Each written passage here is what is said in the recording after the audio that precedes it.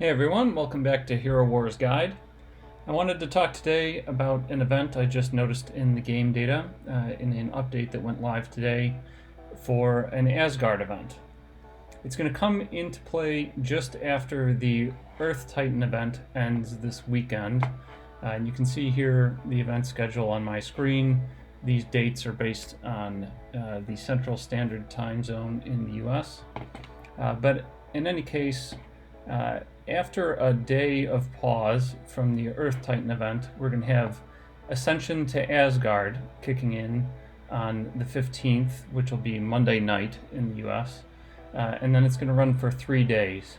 So it's a little bit different than the original Ascension to Asgard event that came with the launch of the new Guild Raid feature. That event was 7 days long and had a slightly different task list and some different milestones, of course, given the differences in dates. So this one's only going to log in up to 3, VIP up to 7, that's the same. Buy emeralds, there's no 4x, so I don't pay attention. I don't know whether that's the same as last time. Spending emeralds up to 100,000. I'm going to take a look at the rewards against this in a second, but that milestone of 100,000 is the same as the first. And then here we're going to see some differences from the first go around. We have spending energy up to 12,000 in 3 days, battling the minions up to 4 fights. So you may want to hold off. I recommend holding off on the Monday attacks anyway, but hold on to the first day attacks so you can get this thing done as soon as the event launches.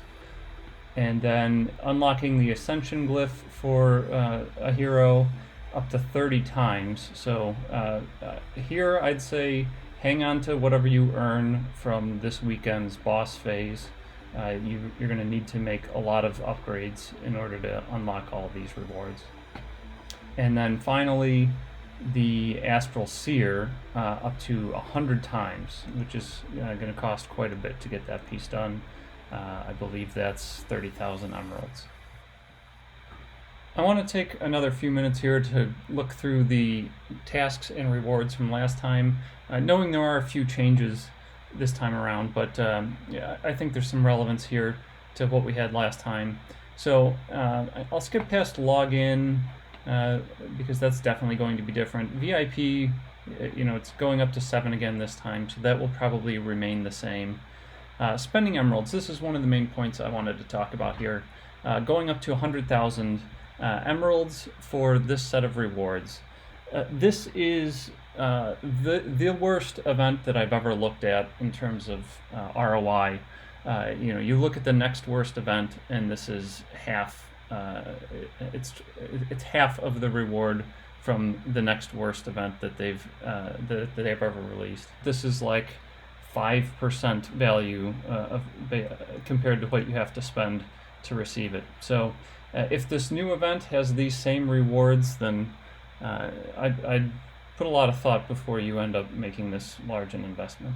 You can see here you get a few seeds, 15 if you max it out, which is a nice little chunk, but a huge part of the reward tree is also based in this star mana, which was useless at the launch of Ascension, and it's even more useless now. Most of you are probably sitting on millions of extra here. Really the only way that this could ever possibly be a bottleneck for you is if you're opening up hundreds of seer spins per week, maybe even thousands. I don't know exactly what the cutoff there is, but if you're someone who routinely runs into a bottleneck with star mana, then invite me out to your yacht one day and I'll explain why it's not an issue for 99.99% of players. This was very new. The whole feature was new when this event came out. So I'd like to give them the benefit of the doubt and say maybe they had not done their own math on what these things are worth, rather than just assuming it was predatory. But this is really not the event to spend emeralds on if these rewards end up being the same.